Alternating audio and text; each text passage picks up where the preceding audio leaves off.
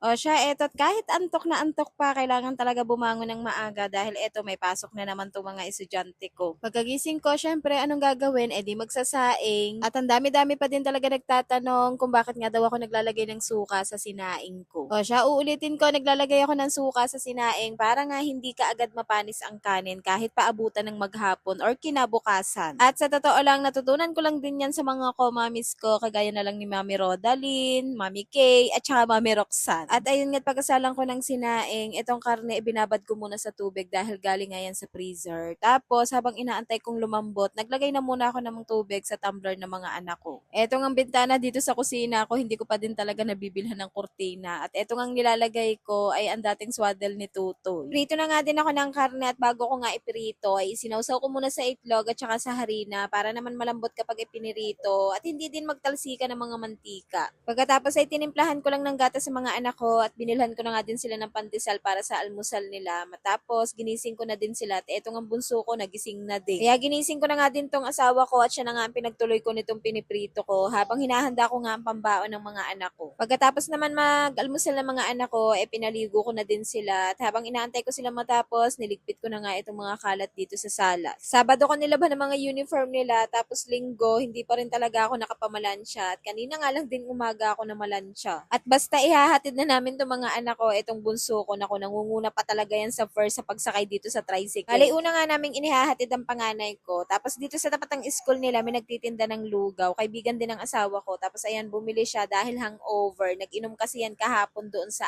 amin. Graduate kasi ang pinsan ko at may handaan niya at inimbitahan nga kami. Kaya lang hindi na kami sumamang mag-iina dahil may pasok na kinabukasan. At alam ko na magiinom tong asawa ko, baka mamaya hindi kami makauwi.